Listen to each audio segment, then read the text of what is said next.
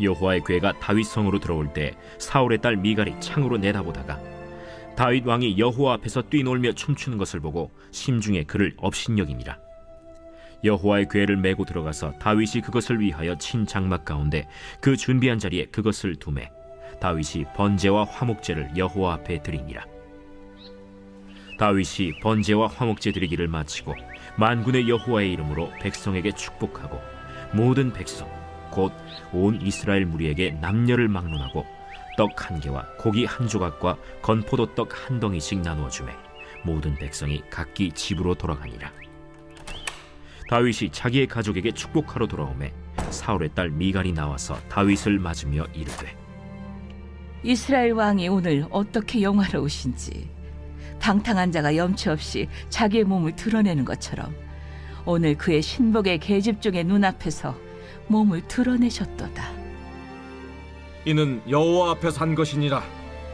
그가 내 아버지와 그의 온 집을 버리시고 나를 택하사 나를 여호와의 백성 이스라엘의 주권자로 삼으셨으니 내가 여호와 앞에서 뛰놀리라. 내가 이보다 더 낮아져서 스스로 천하게 보일지라도 내가 말한 바 계집종에게는 내가 높임을 받으리라 한지라.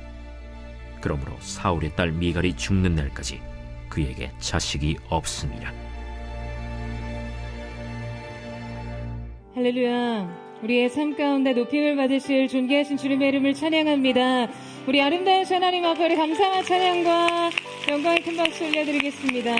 거룩하신 주님, 존귀하신 주님, 우리의 왕 되신 주님의 이름을 찬양합니다. 주님 홀로 찬양과 영광을 받아 주시옵소서. 네, 하나님의 놀라운 은혜 가운데 우리 한 몸이를 우리 귀한 섭리 가운데의 한 몸대 우리 포드의 성도들 한번 바라보시면서요, 우리 멀리 떨어져 있지만 정말 특심으로 주님의 몸된 교회를 사랑하는 우리 흩어져 있는 모든 글로벌 포드 식구들에게도 우리 한번 따뜻한 사랑과 격려와 축복의 박수를 서로에게 보내도록 하겠습니다.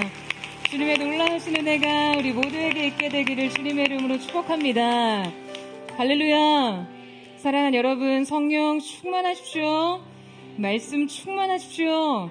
오늘 우리가 하나님 앞에 바른 태도로 예배할 때 우리의 인생의 쓴뿌리들이 뽑혀지고 주님의 사랑 안에서 참된 예배자로 재정립되는 은혜가 있게 되기를 주님의 이름으로 축원합니다. 자, 우리 옆에 사람과 이렇게 한번 축복하며 인사하셨으면 좋겠는데요. 은혜의 격차는 태도에서 결정됩니다. 이렇게 한번 축복하시겠어요? 은혜의 격차는 태도에서 결정됩니다. 네, 하나님 앞에 바른 태도로 하나님의 놀라운 은혜를 수혜받는 저와 여러분 되시기를 주님의 이름으로 축복합니다. 여러분이 오프라 윈프리를 잘 아시죠? 네, 25년간 최고의 자리를 지켜온 이 오프라 윈프리 쇼는요, 그녀를 세계적인 멘토가 되게 했습니다. 포브스지와 또 타임지가 선정한 20세기 세계에서 가장 영향력 있는 인물로 선정될 정도로 그녀의 영향력은 매우 절대적입니다.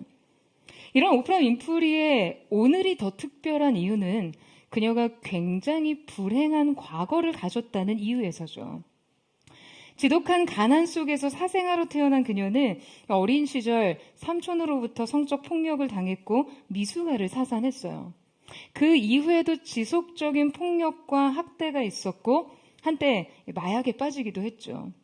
이러한 모든 불행의 조건들을 오늘의 성공으로 전환시킬 수 있었던 것은 삶을 대하는 윈프리의 태도에 있습니다. 단지 자신의 태도를 바꿈으로써 그 미래를 바꿀 수 있다는 믿음으로 삶을 대했어요.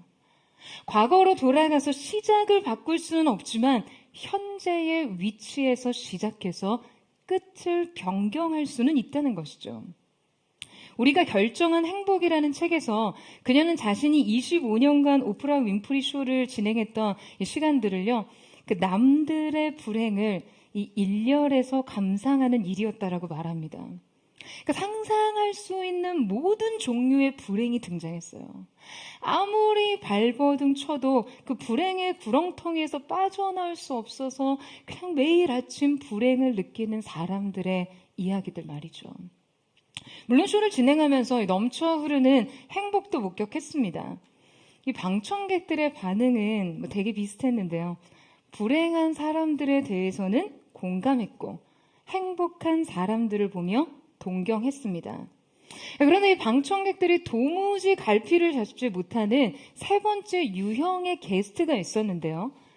쉽사리 행복하다거나 불행하다라고 분류할 수 없는 유형이야말로 그 방청객들의 진정한 영감을 주었어요. 불행한 이슈가 수만 가지쯤 되는데도 불행하지 않는 사람. 삶이 시큼한 레몬을 주면 그것으로 레모네이드를 만드는 사람. 먹구름 너머에 그 은빛으로 반짝거리는 한 줄기 햇살을 기어코 찾아내는 사람 말이죠. 비참한 현실 속에서도 기어이 행복한 사람들이 있었다는 거예요. 행복하기로 결정했기 때문에. 여러분, 저는 정말 이 관점에 격하게 동의합니다. 여러분, 우리는요, 감정은 선택할 수 없지만 반응은 선택할 수 있어요. 우리의 통제 밖에서 일어나는 삶의 수많은 사건들을 바꿀 수는 없지만 그 사건에 대한 우리의 태도는 결정할 수 있습니다. 그리고 이 태도가 삶을 결정합니다. 여러분, 아멘이세요? 여러분, 저는 저와 여러분이 이런 세 번째 부류의 사람들이 되기를 사모합니다. 믿음으로 사건에 대한 나의 반응을 결정하고 태도를 정하고 곧 그 태도가 삶을 결정할 수 있게 하는 믿음의 사람들 말이죠. 안타깝게도 오늘 본문 속에 등장하는 주인공에게서는 이런 도전과 영감과 변화를 읽어내려갈 수 없습니다. 오늘 우리는 인생의 불행을 하나님과의 관계의 성장과 영적 변화의 기회로 전환하지 못하고 자신의 삶을 마지막까지 고립시킨 한 여인의 삶을 조명해보고자 합니다. 오늘의 말씀의 주인공은 바로 미갈이에요. 이 미갈은 사울의 딸이자 다윗의 첫 번째 아내였죠. 그녀는 이스라엘의 초대왕 사울의 딸로 태어나 왕실에서 공주로 자랐고 이스라엘 영 다윗을 사랑하여 그와 결혼하게 됩니다. 그러나 미갈은 사울과 다윗 싸움에서 매우 불행한 삶을 살았어요. 그녀의 삶은 어떤 면에서 참 가련하고 안쓰럽습니다. 하지만 말씀을 깊이 상고할수록 진짜 불행의 원인은 결국 그녀 자신이란 사실을 깨달을 수 있어요. 그녀의 삶은 우리가 본보기로 삼고 따라야 할 믿음의 태도가 없습니다. 결국 그녀의 인생엔 하나님의 축복과 특권이 머물지 않았어요. 오늘 우리가 함께 미갈의 삶의 문제를 함께 진단하면서 우리 안에서도 동일한 연약함을 찾아 말씀으로 그 문제를 다루기를 소망하는데요. 자신이 결정한 불행 속에서 인생을 살아간 미갈의 문제 첫 번째는 상처와 쓴뿌리입니다. 자, 우리 함께 사무엘상 18장 20절에서 21절 말씀을 같이 한번 읽겠습니다. 시작. 사울의 딸 미갈이 다윗을 사랑하며 어떤 사람이 사울에게 알린지라 사울이 그 일을 좋게 여겨 스스로 이르되 내가 딸을 그에게 주어서 그에게 올무가 되게 하고 블레셋 사람들의 손으로 그를 치게 하리라 하고 이에 사울이 다윗에게 이르되 내가 오늘 다시 내 사위가 되리라 하니라. 자, 여러분, 제가 오늘 말씀을 깊이 묵상하다가 알게 된 놀라운 사실 한 가지가 있는데요. 바로 성경에서 여성이 주체가 돼서 남자를 사랑했다는 최초의 기록, 최초의 인물, 그리고 여러분 유일한 인물이 누군지 아세요? 제 밑밥을 다 이렇게 깔아드렸는데 바로 오늘의 주인공 미갈입니다. 성경에서 남자가 여자를 사랑했다고 하거나 두 사람이 만나서 사랑에 빠졌다는 이야기는 나오지만요, 여성이 주체적으로 남자를 사랑했다는 명시적인 기록은요, 미갈의 삶이 유일합니다. 여러분, 이 사랑의 주인공이 미갈이라는 사실이 너무 의외이지 않습니까? 그러니까 우리가 느끼기에 미갈은 사랑이라는 주제 자체와 상당히 거리가 있는 인물같이 느껴지는 이 말이에요. 자, 그런데 안타깝게도 우리는 정작 미갈의 결정적인 결핍 역시 지금 바로 이 사랑에서 비롯됐다는 사실을 알 수 있습니다. 미갈의 문제는 진정한 관계를 통해 사랑을 배우지 못했다는 점에 있어요. 여러분, 인생의 본질은요, 결국 이것뿐입니다. 진정한 관계를 통해 배운 사랑 말이죠. 하지만 미갈은 애초에 그 기회를 얻지 못한 불행한 인생이었어요. 그녀는 말씀에서 언급했듯이 당시 이스라엘의 최고의 전사요 영웅이었던 다윗을 사랑했지만 이 사랑은 아버지 사울에 의해 철저하게 정치적 도구로 이용당하게 됩니다. 사울은 자신의 질투로 인해 시작된 다윗에 대한 그 파멸의 의지를 이 결혼을 성사시키면서 실현했어요. 사울은 미갈의 감정을 이용해서 둘을 결혼시켰지만 이 결혼을 통해 그가 궁극적으로 이루고 싶었던 것은 지금 딸의 행복과 딸의 사랑의 결실이 아니라 다윗의 파멸이었어요. 그는 이 결혼이 다윗에게 올무가 될 것이라고 판단했습니다. 사랑을 미끼로 다윗을 함정에 빠뜨리고자 한 그런 의도였던 것이죠. 결국 미갈의 사랑은 사울의 광기와 분노에 철저하게 이용당할 뿐이었어요. 사울은 심지어 다윗이 사막으로 도피한 이후 다윗에 대한 복수로 이 미갈을요, 발디엘이라는 사람에게 재혼을 시킵니다. 여러분, 이 미갈의 인생이요, 이들의 권력 투쟁 사이에서 얼마나 크게 희생당하고 있습니까? 하지만 미갈의 사랑이 정치적인 도구로 사용된 것은요, 아버지 사울왕뿐만이 아니었어요. 미갈은 다윗에게도 이용당합니다.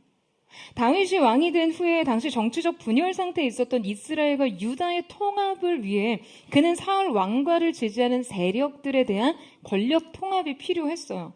그래서 그는 사울 왕과 자신의 연결고리였던 이 미갈을 다시 아내로 맞이하기 위해 이미 재혼해서 가정을 꾸리고 있는 발디엘의 아내 미갈을 데리고 오게 합니다. 물론 미갈에 대한 미련과 사랑이 있었을지도 모르지만 정치적으로 미갈을 통해 사울 왕과의 지지 세력들과 정치적 연계를 하기 위해서이기도 했어요. 여러분, 지금 미갈은요, 자신의 삶이 아버지와 남편에게 순전히 도구화되는 것을 경험했습니다. 그는 부모에게조차 또 남편에게조차 그냥 철저하게 이용당합니다. 여러분, 유대계 철학자 마르틴 부버의 대표작 나와 너라는 저서에 보면요, 인간이 참된 삶을 살기 위해서는 반드시 참된 관계를 맺어야 한다라고 주장합니다. 그는 인간의 관계를 크게 두 가지로 나누는데요, 바로 I, thou와 I, it의 관계예요.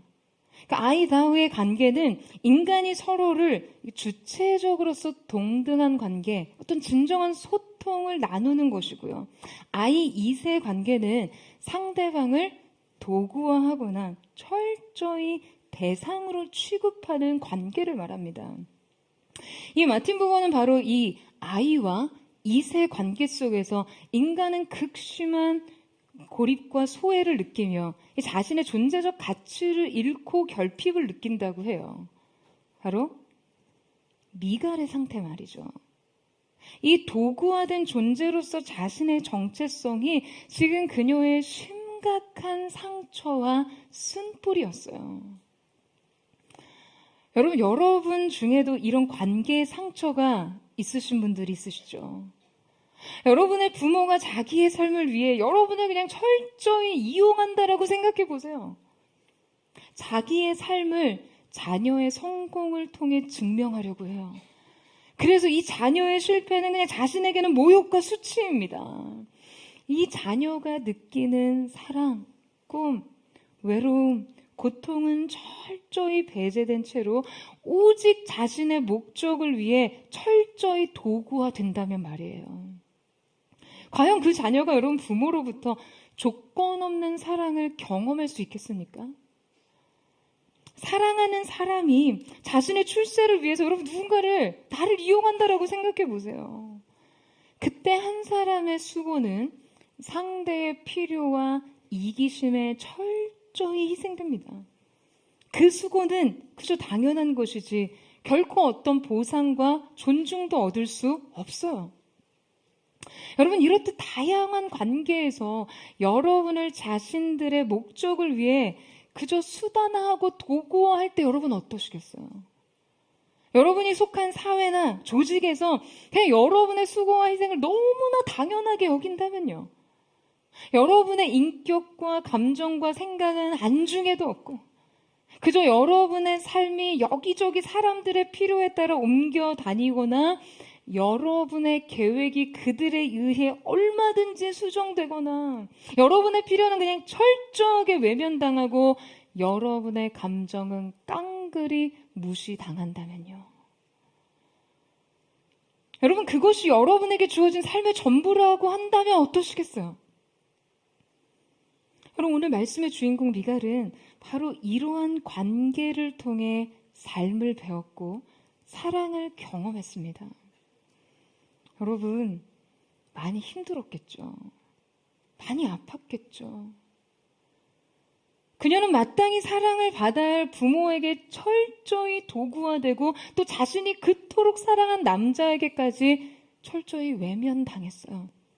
그러니 어떻게 합니까? 아니, 과연 미갈이 더 나은 삶을 기대할 수 있겠어요? 여러분, 더 나은 사랑을 할 수 있었겠습니까? 네, 여러분, 있습니다. 더 나은 삶은 분명히 있습니다. 더 나은 삶은 얼마든지 있어요. 여러분, 왜 그렇습니까?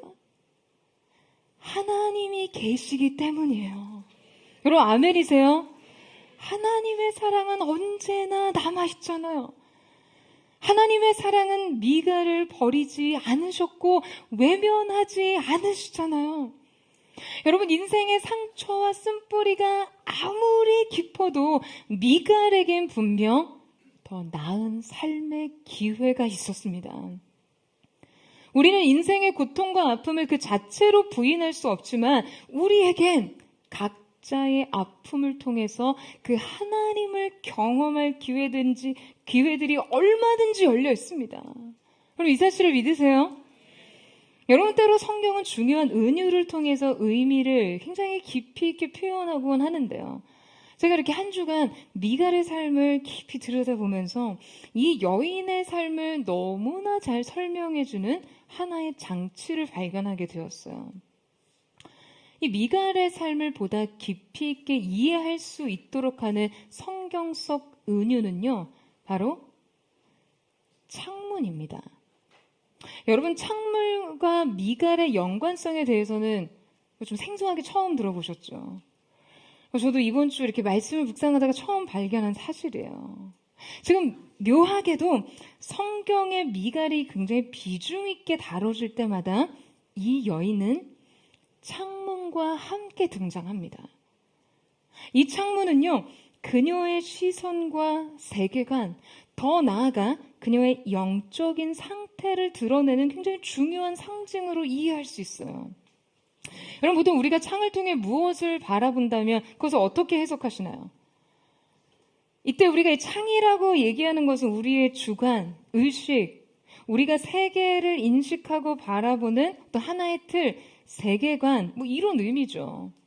또 창문은 인간의 내면 세계와 이 외부의 현실 세계, 현실 사이의 경계를 나타내거나 관찰자의 역할을 강조할 때 자주 사용되곤 합니다. 그러니까 이 창문을 두고 외부 세계와 내부 세계가 나뉘어진다는 거예요. 이 창문이라는 것이 외부와 내부를 연결하는 통로이기는 하지만 또 명확하게 그 둘을 구분하는 경계이기도 하니까요.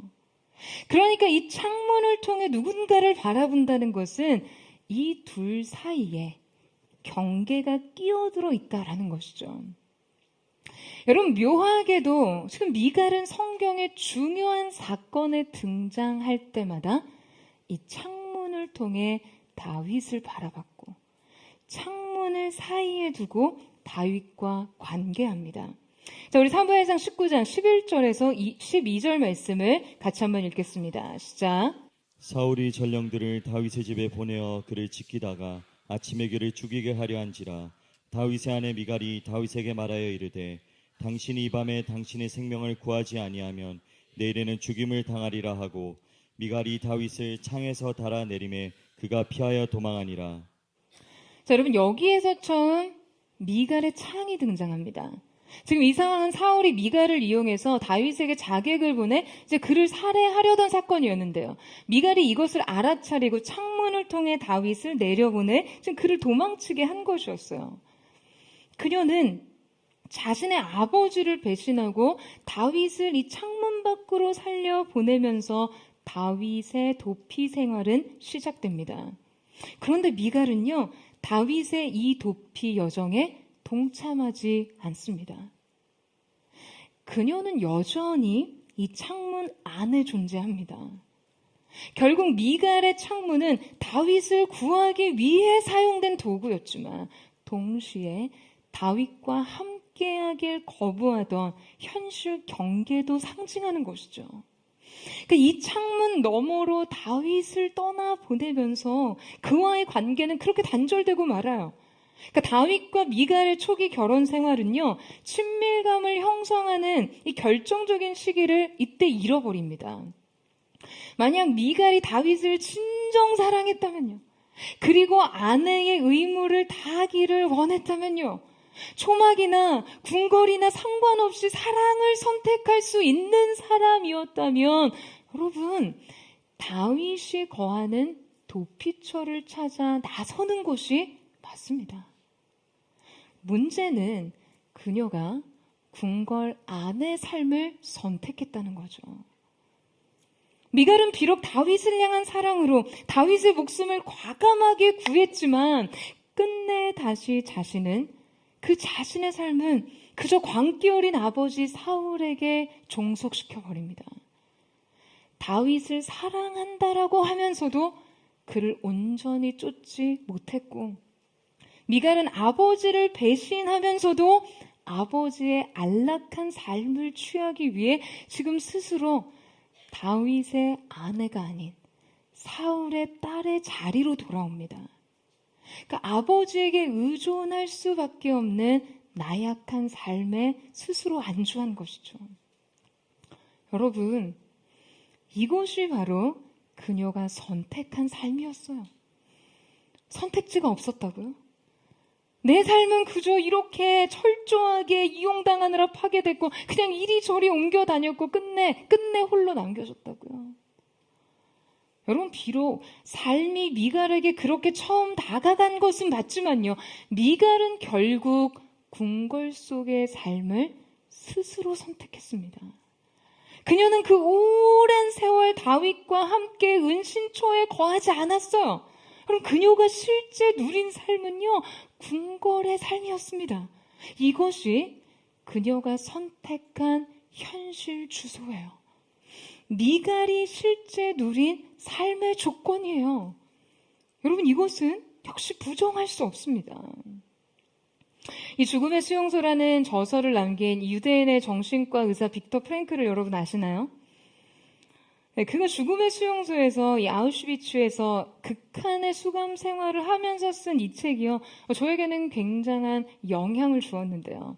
그가 이 책에서 자극과 반응 사이에는 공간이 있다라는 사상을 제시합니다. 그러니까 어떠한 상황 속에서도 인간은 이 자극에 대한 자신의 반응을 선택할 수 있는 자유가 있다는 거죠. 그 자유는 온전히 자신의 몫입니다. 극한의 고통 속에서도 결국 자신이 어떠한 반응을 할 것인가를 결정할 수 있는 그 선택의 공간이 늘 존재하고, 바로 그 공간에서 우리는 자유롭게 자신의 태도와 반응을 결정할 수 있다는 것이죠. 여러분의 인생 속에 아픔과 결핍과 한계가 주어질 때요, 우리는 그 아픔을 통해 하나님 앞에 나아가기를 결정해야 합니다. 여러분, 이 사실을 믿으세요? 정말 아멘이세요? 여러분, 그때 우리의 아픔은 마치 다른 어떤 과정들을 다 생략한 채로 하나님 품에 곧장 안기는 지름길 같아요. 우리가 연약할수록 더욱 귀히 여기시는 그 하나님 앞에 서기를 작정했다면 여러분, 이 아픔은 도리어 그분의 사랑을 깊이 있게 경험하는 계기가 되었을 것입니다.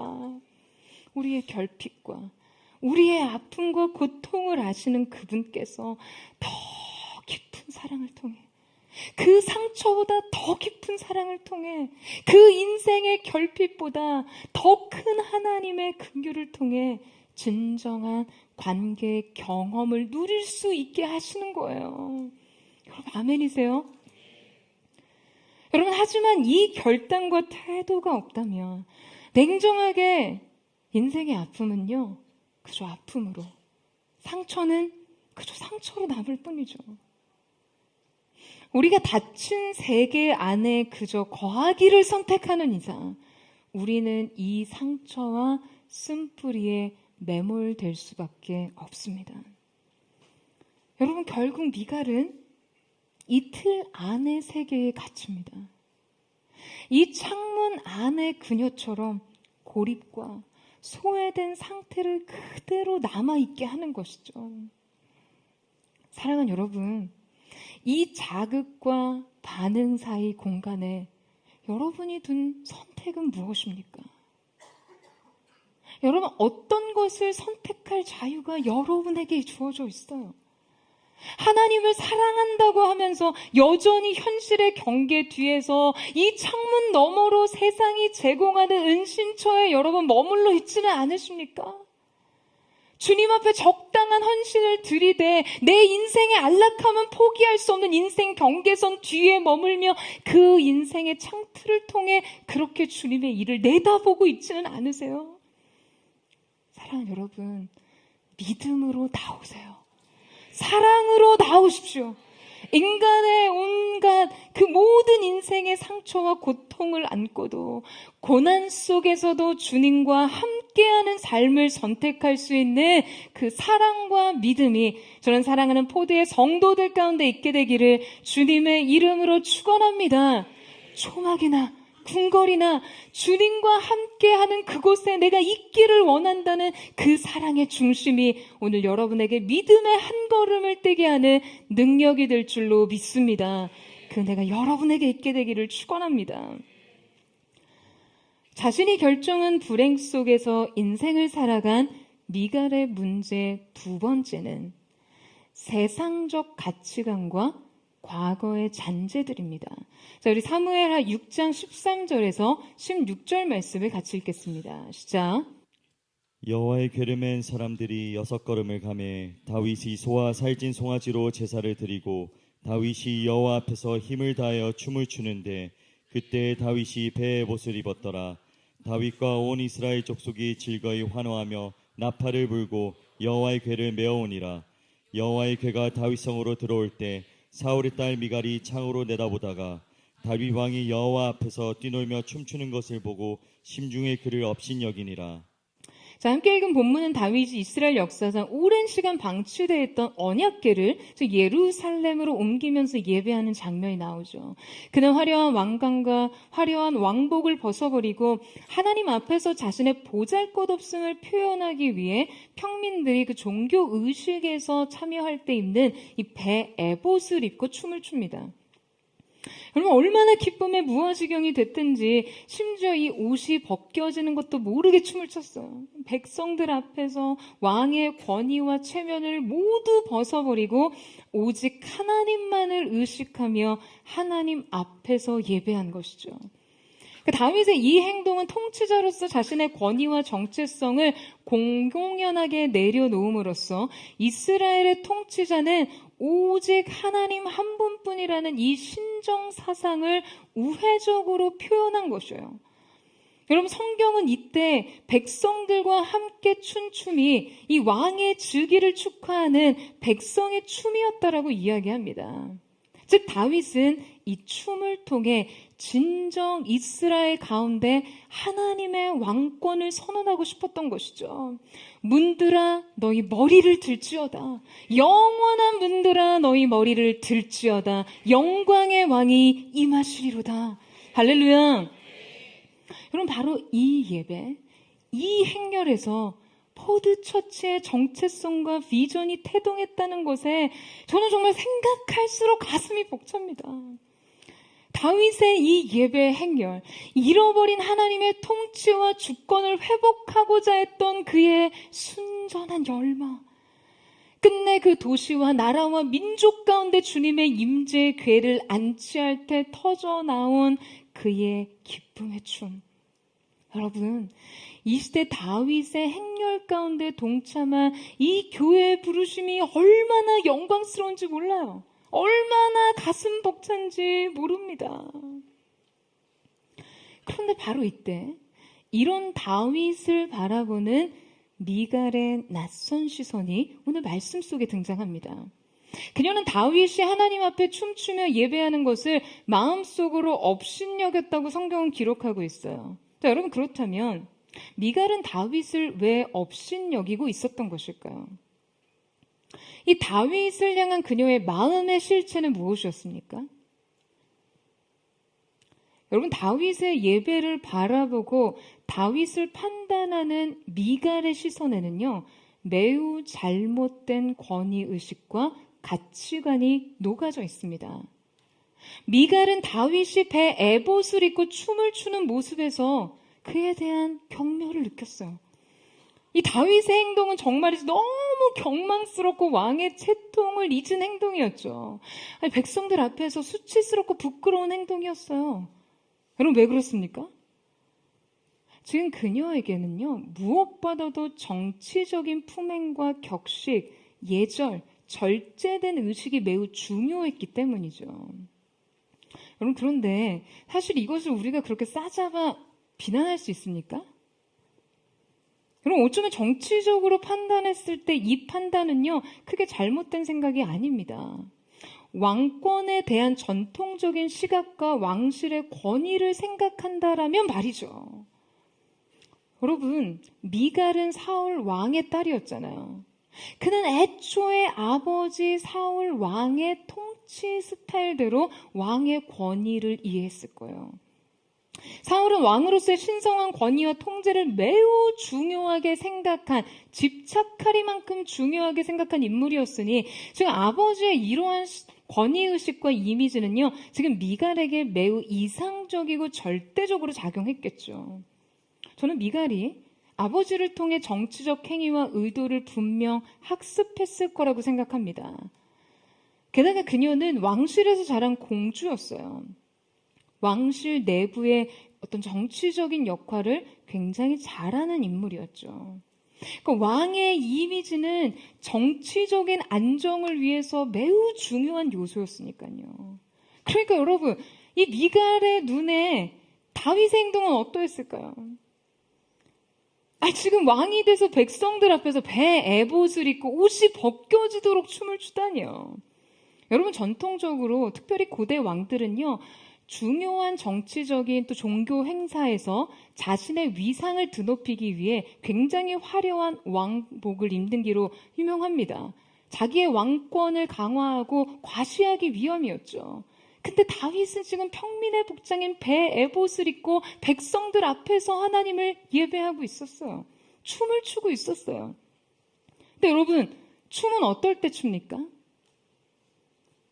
여러분, 춤은요, 정신줄을 약간 놔야지 가능합니다. 그러니까 자신에 대한 통제력을 어느 정도 내려놓지 않으면 절대 출 수가 없어요. 그러니 지금 다윗의 이 춤은 그야말로 이것은 왕의 채통을 못 지킨 행동이에요. 다윗은 왕으로서 마땅히 격식과 자제력을 갖춘 채 그 백성 앞에서 자신의 존엄을 지켰어야 합니다. 여러분, 이거 얼핏 보기에 미갈의 이 판단은요, 그렇게 설득력이 없지 않습니다. 하지만 이것은 어디까지나 정치적 판단이죠. 근데 여러분, 이 다윗이 결코 이 정치적 감각이 없는 왕이 아니었거든요. 다윗은요, 이스라엘의 역사상 가장 탁월한 리더십과 통치력을 갖춘 왕이었어요. 그러니까 이것은 분명 정치적 판단과 통치력의 부재가 아니라요. 이것은 가치의 문제였습니다. 미갈에게 예배, 하나님의 존재, 그분의 임재, 그분의 통치의 언약궤란 그저 정치 관행으로서만 해석되었어요. 그럼 바로 이것이 그녀의 과거의 잔재, 사울 왕의 영향력이자 불신앙의 그림자였습니다. 여러분, 그의 아버지 사울이 어땠나요? 사울 왕은 흩어지는 민심을 모으기 위해서 하나님 앞에 드리는 제사도 자신의 왕권 강화와 정치적 귀합을 위해서 사용하고 오직 제사장만 집례할 수 있는 제사를 스스로 집도합니다. 예배마저도 자신을 위해서 이용하고 사용했어요. 미갈은 아버지 사울 왕처럼 세속적인 체면과 외적인 권위에 지나치게 집착하고 있어요. 여러분, 미갈은요, 그야말로 정말 육적인 사람이었어요. 육적 인간의 전형, 사울의 후예, 그 과거의 잔재들, 그 영향력 아래서 그녀는 오직 보이는 것을 보이는 대로 판단하고 보이는 것만 중요하게 생각하고 그저 사람 앞에 보여지는 것만을 추구했습니다. 여러분, 그런데 우리가 또 한 번 확인할 수 있는 것은 지금 이 사건에서도 역시 미갈은 창을 통해 다윗의 예배를 내다보고 있다는 거예요. 여기 등장하는 창문 역시 그녀가 하나님과 다윗 사이에서 자신의 신앙적 소외와 감정적 단절을 드러내는 상징입니다. 미갈은 이때 이 창문을 통해 다윗의 예배를 거리를 두고 관찰하고 있었어요. 그녀가 창밖에 다윗을 관찰하고 있다라는 기록으로 우리는 그녀가 지금 이 예배의 행렬에 동참하지 않았다는 사실을 알 수 있죠. 미갈과 하나님과의 관계가 얼마나 단절되어 있으며 예배로부터 단절되고 지금 홀로 고립되어 있는지를 알 수 있습니다. 여러분, 미갈은요, 마땅히 창밖에서 행해지는 이 예배의 행렬에 동참해야 했어요. 예루살렘에 회복된 하나님의 영광과 그분의 임재를 기뻐하고 경배해야 했습니다. 하지만 그녀는 자신을 하나님 앞에 세울 줄 모르는 사람이었어요. 하나님 앞에 서봐야 하나님 앞에서의 자신을 의식할 줄 알 텐데요. 자신의 중심, 태도, 죄성, 영적 빈곤을 깨닫고 하나님 앞에 그저 엎드릴 텐데요. 지금 미갈은 오직 사람 앞에서만 서고 싶어 했습니다. 사람 앞에서 자신의 보좌를 세우고 싶어 했어요. 그 보좌 위에서 군림하고 추앙받고 싶어 했습니다. 그러니 그저 사람만 의식했어요. 사람의 판단만 중요했어요. 사람의 인정이 중요했습니다. 사람의 인정과 칭찬에만 급급했어요. 여러분, 하지만 다윗은요, 그저 하나님이 중요했습니다. 언제나 사람보다 하나님이 먼저였어요. 다른 무엇보다도 하나님이 우선이었습니다. 건이고 나발이고 채통이고 뭐고 지금 하나님을 향한 이 예배적 중심 앞에 그 어떠한 다른 가치도 앞세울 수 없는 것이 그의 순전한 중심이었어요. 여러분, 오늘 본문의 다윗의 행위를 묘사하는 표현을 보세요. 여호와 앞에서 라는 표현이 총 6번이나 반복됩니다. 5절에 여호와 앞에서 연주하더라. 14절에 다윗이 여호와 앞에서 힘을 다하여 춤을 추는데 16절에 다윗 왕이 여호와 앞에서 뛰놀며 17절에 여호와 앞에 드리리라. 21절에 이는 여호와 앞에서 한 것이라. 또 21절에 재차 여호와 앞에서 뛰놀리라. 이렇게 총 6번이나 거듭 여호와 앞에서 라는 표현을 반복 사용합니다. 이때 여호와 앞에서를 원문으로 보면 리프네 예후와 라는 표현으로 직역하면요, 여호와의 보는 앞에 라는 의미가 돼요. 그러니까 다윗의 행위가 명백하게 하나님의 시선, 그분의 임재를 의식하고 행해졌다는 것을 의미하는 것이죠. 사랑하는 여러분, 다윗은 백성보다 하나님이 먼저였습니다. 언제나 백성보다 하나님의 시선이 중요했어요. 자신의 왕권과 자신의 통치력, 정치적인 어떠한 기반보다도 하나님의 왕 대신 그분의 주권, 그분의 통치가 중요했습니다. 여러분, 바로 이것이 다윗과 미갈의 근본적인 차이예요. 그리고 이 차이는 인생의 가치를 어마어마하게 다르게 만듭니다. 그리고 이 둘의 인생은 바로 여기에서부터 첨예하게 갈리게 돼요. 여러분, 제가 얼마 전에도 그런 말씀을 드렸죠. 결국 우리는 하나님이냐 사람이냐, 이 양자택일종 문제 앞에 서게 된다고요. 여러분, 여러분의 모든 판단에 있어 결국 자신을 하나님 앞에 세우고 하나님의 시선을 의식하고 하나님의 기준을 따르고 하나님의 인정만을 추구하는 하나님의 사람들 되시기를 주님의 이름으로 축원합니다. 무엇이 이해타산적인지, 무엇이 옳고 타당한지, 여러분, 그런 거는요 때로 그렇게 중요하지 않아요. 그것이 과연 하나님 앞에서 어떠한 의미인지, 하나님 보시기에 어떤 가치가 있는지가 중요한 것이죠. 그래서 하나님이 여러분에게 중요할수록 여러분 인생은요 쉽고 단순해집니다. 사람들의 시선과 판단은 그리 중요한 것이 아니니까요. 여러분, 인생이 얼마나 자유로워지겠어요. 그 하나님의 인정만을 위해 사는 삶, 세상과 사람들의 인정 안에 목매면서 집착하며 살지 않는 인생, 여러분, 그 안에는 자유와 기쁨과 평안이 있습니다. 여러분, 이 태도와 관점의 출발선이 인생 격차를 만들어냅니다. 은혜의 격차를 만들어내요.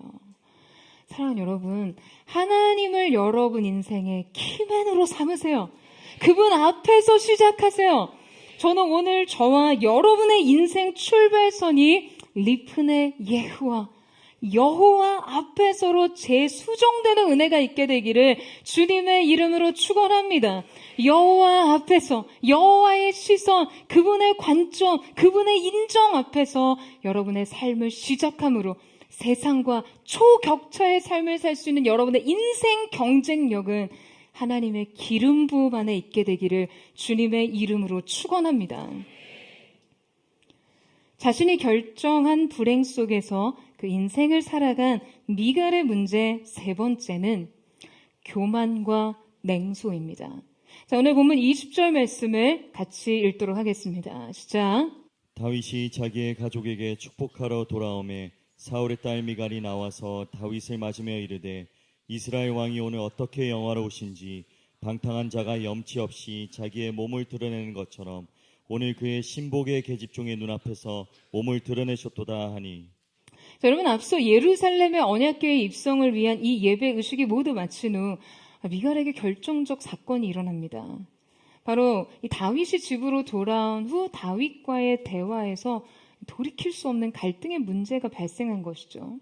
바로 미갈이 다윗의 기쁨의 춤에 대해 노골적으로 비난하고 조롱한 거예요. 자, 여기서 미갈이 방탕한 자가 염치 없이라고 표현한 것을 직역하자면요, 정신 나간 자라는 의미입니다. 심지어 라가라 라는 이 비속어까지 사용했어요. 라가라는 히브리 단어인데요. 그녀의 비난과 경멸은요, 그 수위가 매우 지나친 것이었습니다. 여러분, 지금 이 미갈의 이 문제적 발언은요, 단지 그녀의 가치 판단의 문제라기보다는 다윗에 대한 그녀의 냉소와 교만에서 비롯된 것입니다. 미갈의 비판은 단순한 불만이 아니었어요. 이 비판은 그녀의 어그러진 정체성의 문제, 자존심, 상처, 쓴뿌리, 다윗을 향한 적대감과 그 씁쓸함, 메마른 영적인 상태, 깊은 냉소와 뿌리 깊은 교만이 아주 깊숙이 작용하고 있었습니다. 자, 성경은 이때 미갈을 가리켜 다윗의 아내가 아닌 사울의 딸이라고 명명합니다. 그녀의 정체성이 아버지 사울의 영적 계보를 정확히 따르고 있다는 의미예요. 다윗과는 본성적으로 다른 사울의 육적 성향과 그의 정체성을 드러내는 말이기도 하고요. 그녀는 이때 사울의 딸로서 사울 왕과의 자존심과 자부심을 지금 다윗이 훼손했다고 생각해서 지나치게 화를 내고 있다는 것을 드러내기도 합니다. 여러분, 미갈은 몰락한 자신의 가문의 현실을 지금 다윗의 예배의 행렬을 통해 더 자극적으로 느꼈을 거예요. 그녀는 아버지 세대에 빼앗겼던 하나님의 영광이 예루살렘에 회복되는 순간 묘한 소외감을 느꼈을지 몰라요. 게다가 자신이 한때 사랑했던 다윗은 이스라엘 최고의 신망을 만든 왕이 되었지만 그에게는 이미 여러 명의 아내가 있었습니다. 다윗에 대한 이 거절감과 피해의식은 그녀가 이 예배의 행렬에 동참하기를 거부하고 그 행복감과 다윗의 기쁨에 거리감을 느끼게 하기에 충분했던 것이죠. 이 모든 상처와 쓴뿌리들은 지금 여러분 미갈 안에 냉소와 교만을 공교하게 만들었습니다.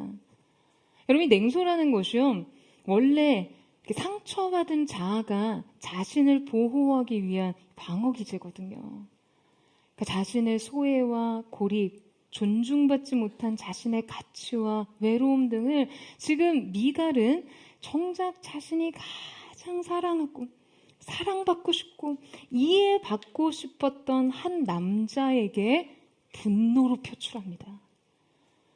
이 미갈의 망가진 자아상과 결핍은요, 다윗의 행복과 기쁨에 대해 매우 파괴적이었어요. 자신과 너무 다른 다윗의 그 행복과 기쁨과 순전함과 결연한 중심에 대해 그냥 모두 다 그냥 냉소를 퍼붓고 싶었던 것이죠. 여러분, 이 심리적 고리를 이해하시겠어요? 여러분, 미갈이 다윗에게 퍼부었던 냉소와 비난은요, 그저 자신의 내면의 적박함, 그 메마름을 드러낼 뿐이었지 다윗은 결코 그녀의 공격을 받아야 할 이유가 없었습니다. 오히려 미갈은 다윗의 중심과 태도를 통해서 삶을 다시 배워야 했어요. 여러분, 미갈이 다윗을 비난해서 했던 말 중에, 표현 중에 어떻게 영화로우신지라고 표현한 말의 원어를 보게 되면요, 니크바드라는 단어로 무겁다, 무거워지다라는 의미예요. 자, 그런데 이 미갈의 의견에 반박하는 다윗의 말에 여호와 앞에서 더 낮아질지라도 라고 기록되어 있는 이 낮아지다라고 번역된 네칼로티라는 말은요, 가볍다 라는 의미입니다. 그러니까 지금 두 사람의 대화 속에서 이 둘의 인생관이 첨예하게 나뉘고 두 사람의 가치가 극명하게 대조된다라는 것을 성경이 강조하고 있는 것이죠. 여러분, 바로 미갈은요, 사람 앞에서 무겁고 높기를 원했고요. 다윗은 하나님 앞에서 가볍고 낮기를 원했습니다. 대상도 달랐고 태도도 달랐어요. 여러분, 성경은 미갈이 다윗의 이 사건 이후로 죽는 날까지 자식이 없었다라고 기록합니다. 이는 단지 육체적 불임을 의미하는 것 이상으로 그녀의 삶이 영적으로 메마르고 축복을 받지 못한 상태였다라는 것을 상징하는 것이죠. 더욱이 이 사건 이후로 다윗과의 관계는 돌이킬 수 없는 단절과 분리가 일어나는 것을 알 수 있습니다. 여러분, 관계의 문제에 결핍과 상처와 쓴뿌리가 깊이 개입되면요, 또 이것이 아주 폭발적인 감정으로 표현되고 나면 쉽게 돌이킬 수 없는 지점들이 생기게 됩니다. 다시 영으로 돌리려고 해도 이 회복에는 시간도 필요하고요. 눈물도 필요하고요. 진통도 필요합니다. 여러분, 자신의 쓴뿌리와 상처, 잘못된 가치관과 과거의 잔재들, 상대에 대한 냉소와 교만을 언제나 경계하십시오. 여러분 안에 이상한 감정이 발견될 때마다, 인생의 소외감과 외로움이 발견될 때마다 사람이 아닌 하나님 앞에 서세요. 하나님 앞에서 해결하십시오. 여러분 아멘이세요? 여러분, 미갈은 끝내 그녀의 창 안에서 나오지 못합니다. 이 사고의 틀, 감정의 체계 안에서 고립되고 갇혀버렸어요. 너무나 불행한 사람입니다. 사랑하는 여러분, 우리의 한 번뿐인 인생이 미갈과 같이 되지 않기 위해서는요, 대상도 태도도 결정해야 합니다. 여러분, 하나님 앞에 서세요. 여러분, 거듭 도전합니다. 하나님 앞에 서십시오. 하나님과 사람 앞에 겸손하세요. 하나님과 사람에 대한 태도를 결정하십시오. 언제나 행복을 택하세요. 평안을 소유하세요. 자신의 상처로 불행을 정당화하지 마시고요. 자신의 분노를 설득하지 마십시오. 여러분, 우리가 이 말씀을 통해 그 미갈의 영혼에 내 자신을 이입하지 않는다면, 여러분, 이 설교가, 이 말씀이 어떤 의미가 있겠습니까? 그리고 그동안 우리가 미갈로서의 삶을 살아왔지만, 오늘 이 예배를 통해 하나님 앞에 바로 서리라는 결단이 없다면, 여러분, 이 자기 이입은 얼마나 무익한 것입니까? 여러분, 미갈은요, 사울의 딸이 아닌 다윗의 아내로 살 수 있는 영광을 놓쳤어요. 오늘 우리에게도 우리의 인생의 계보를 결정할 수 있는 선택의 자유가 있습니다. 언제나 우리의 삶에는 불행의 이유와 은혜의 이유가 공존합니다. 사울의 딸과 다윗의 아내로서의 삶이 공존해요. 불행의 편에 설 것인지, 은혜의 편에 설 것인지, 사랑하는 여러분, 오직 이 선택만이 있을 뿐입니다. 저는 오늘 포도의 성도들에게 믿음으로 다른 인생을 시작하는 역사가 있게 되기를 주님의 이름으로 축원합니다. 여러분, 인생의 불행도 행복도 공존해요. 불행의 수많은 이유와 은혜 받은 감사의 수많은 이유가 우리의 삶의 현장 속에 공존합니다. 여러분, 어느 편에 서시겠어요? 여러분의 인생, 하나님의 은혜의 편, 이 예배의 행렬 속으로 들어가 주님의 영광을 선전하는 거룩한 예배자로서의 첫걸음이 시작되기를 주님의 이름으로 축원합니다. 이 시간에 함께 찬양하며 기도하며 나아갔으면 좋겠습니다. 사랑하는 주님, 우리의 인생 속에 우리의 삶을 상처와 쓴뿌리로 가득 채우는 삶의 수많은 사건들이 있습니다.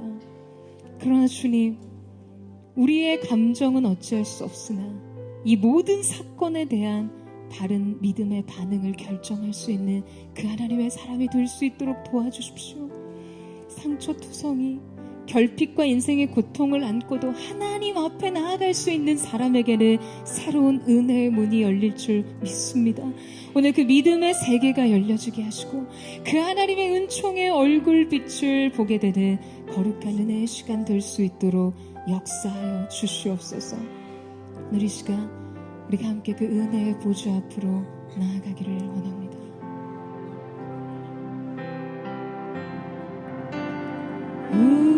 우리를 사랑하신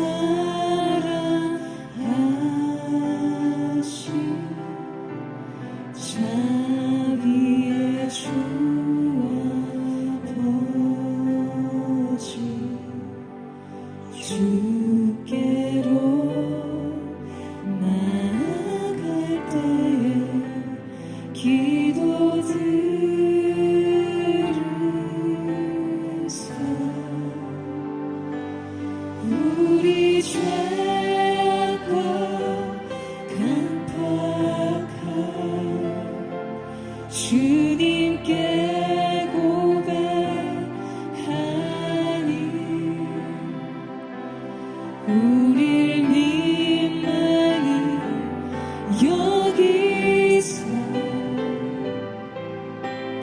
치료의 은혜 허락하소서.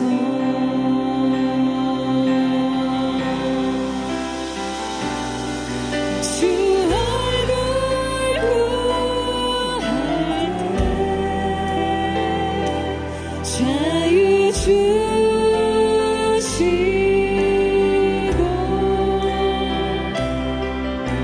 씻어주소서.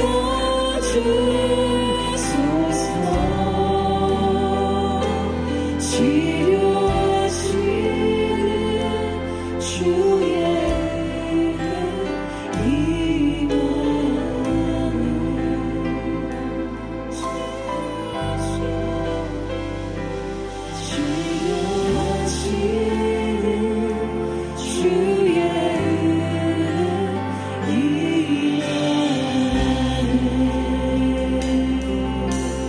우리를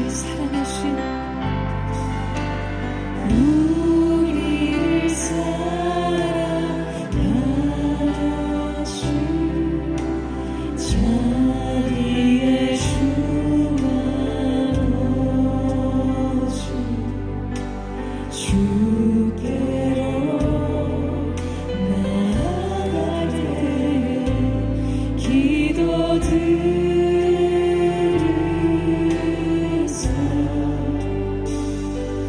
우리 죄악과 강팍한 주님께 고백하니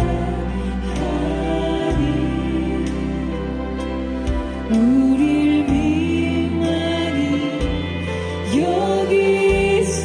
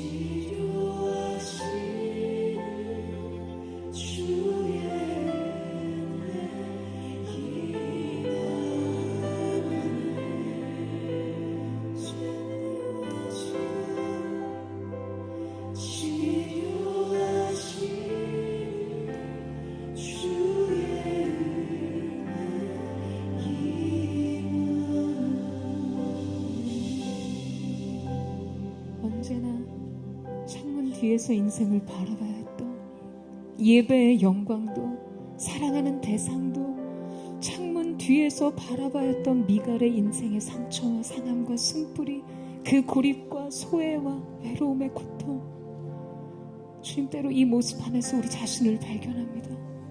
그러나 주님, 오늘 우리의 삶이 미갈과는 다른 선택을 할 수 있게 하여 주옵소서. 우리의 삶의 상처가 인생을 냉소로, 인생을 교만으로 이끌지 않게 하여 주시옵소서.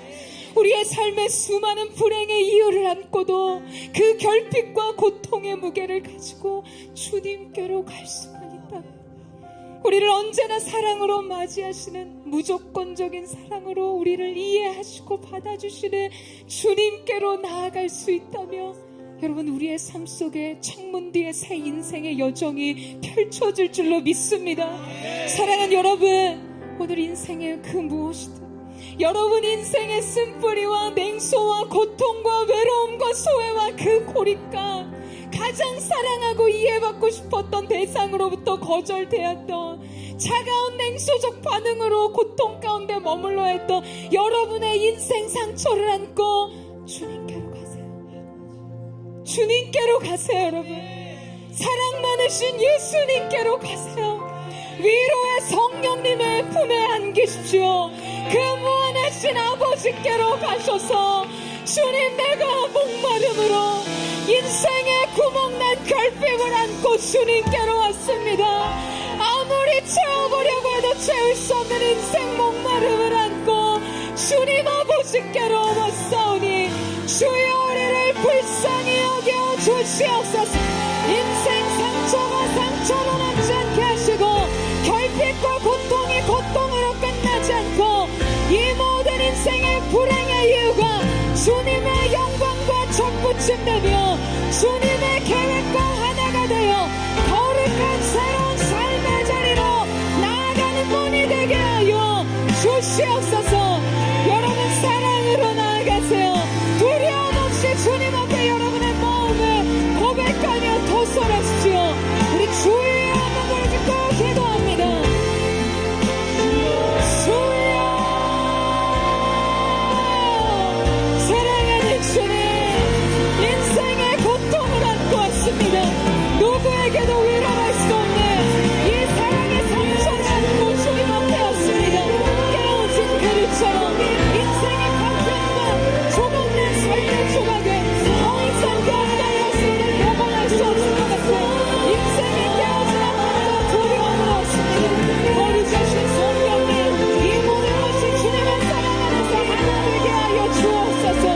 우리 인생의 참된 삶과 참된 만족과 참된 모든 소망이 우리를 사랑하시는 그 하나님의 사랑이 또 완성되게 하여 주옵소서. 위로의 성령으로 이루소서. 우리의 인생의 구멍난 결핍을 주님의 사랑으로 주시옵소서. 이것이 삶의 구원과 냉소로 자리 잡지 않게 하시고, 영광에서 영광으로 하나님의 놀라운 계획 하나가 되어 깨어진 인생의 그릇이 보기종이 손에서 다시는 되게 하여 주옵소서. 목이 마르니 성령의 주 부소서. 이에 주리고 목이 마르니 내 죄를 채워주소서. 나를 이상한 자를 고치시는 주님, 하늘의 아버지, 날 주관하소서. 주의 길로 인도하사 자유케 하소서. 새 일의 가슴 붙게 하소서. 성령으로 채우사, 성령으로 채우사 주보게 하소서. 주의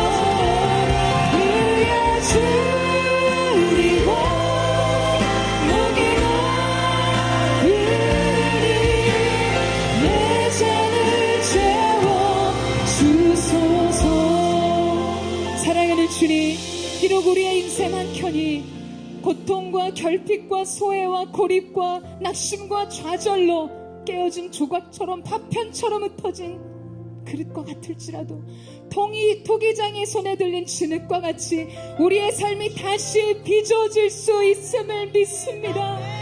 참된 삶은 참된 관계로부터 시작됨을 믿습니다. 주님, 오늘 이 시간 주님과의 완전한 관계를 통해 우리의 삶을 그 어떤 곳이라도 끌어안아 주시는 주님의 사랑 안에서 우리의 삶이 새로워질 수 있도록 주님 역사하여 주시옵소서. 사랑하는 주님, 그 주님의 사랑을 경험함으로 이 창문 뒤에 인생을 향해 광야든 사막과 같은 메마른 곳이라 할지라도 사랑하는 주님이 계시다면 기꺼이 인생의 삶에 안주하지 않고 세상이 주는 인생 낙과 즐거움을 뒤로하고 마땅히 주님을 따를 수 있는 사랑과 믿음의 새 걸음이 시작될 줄로 믿습니다. 주님, 그 사랑의 경험이 부어지게 하여 주시옵소서. 사랑으로의 창을 떠나 주님이 열어주시는 새로운 세계, 믿음의 세계로 나아가게 하여 주시옵소서. 관찰과 구경꾼의 삶이 아니 주님과 동행하는 삶의 자리로 나아가는 사랑이 오늘 주님의 사랑을 경험함으로 우리 가운데 심겨지게 하여 주시옵소서. 여러분, 주님의 사랑 앞에 인생의 짐을 내려놓으세요. 주님께 맡겨드리면 주님이 책임져 주실 줄로 믿습니다. 이 사랑 안에 참된 만족과 평안이 있음을 믿습니다. 주님의 사랑을 따라가세요.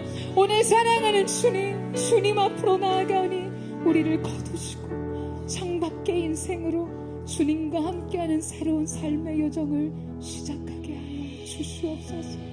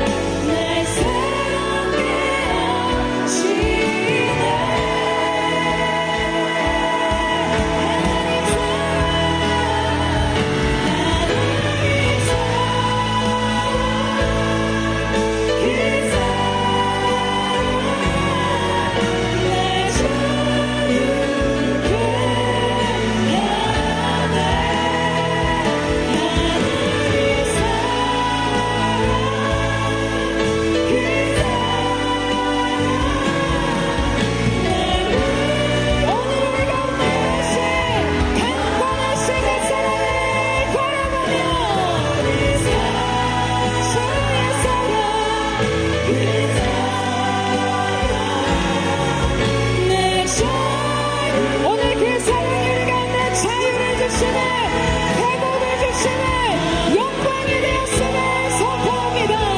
주님 부으소서, 넘치는 사랑으로 부으소서. 할렐루야. 두 손 높이 들고 하나님의 사랑, 주의 사랑,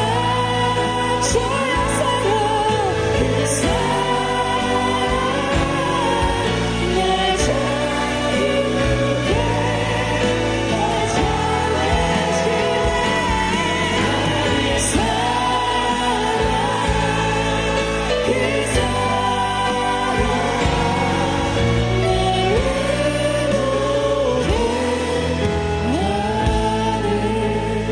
이 시간 변함없는 하나님의 사랑이 우리의 인생 과거의 모든 상처와 쓴뿌리, 좌절과 낙심을 완전히 소멸하셨음을 선포하십니다.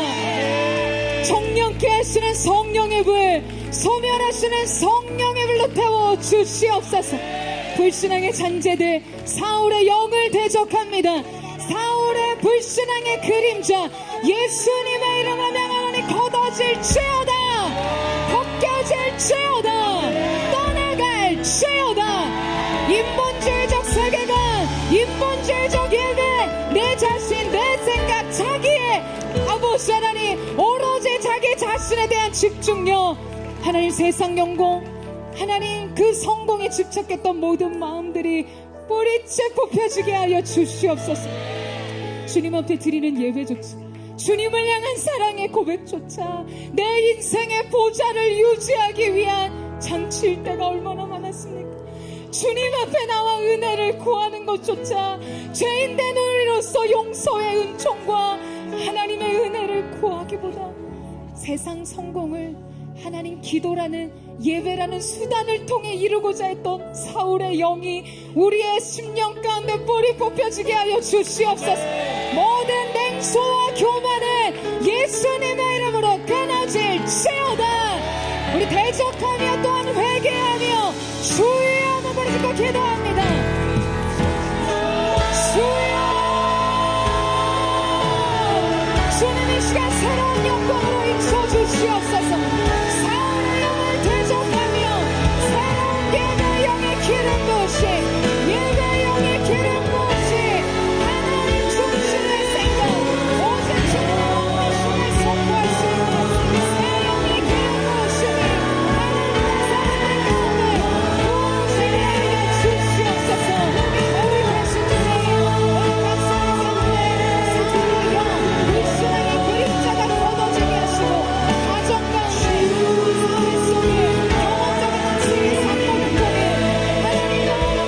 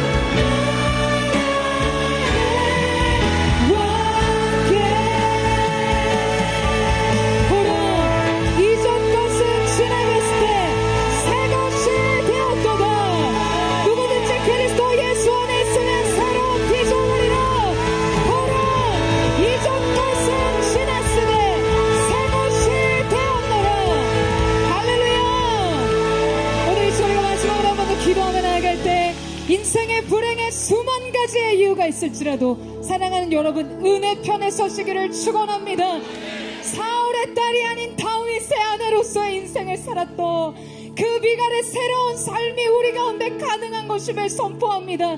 주님, 다윗의 계보, 그리스도의 계보를 이어가는 거룩한 세대로 일어나게 하여 주시옵소서. 주님의 영광을 향해 일어나는 거룩한 예배의 형렬, 시온을 향해 가는 다윗의 행렬이 일어나게 하여 주시옵소서. 창밖으로 나와 예배의 행렬에 동참할지어다. 세대와 만민들아 여호와를 송축할지어다. 영광이 주님 앞에 있음을 선포합니다. 영광이 주께 있음을 선포합니다. 우리 전심으로 주여 사랑으로 짓고 우리 역시나 동성으로 기도합니다.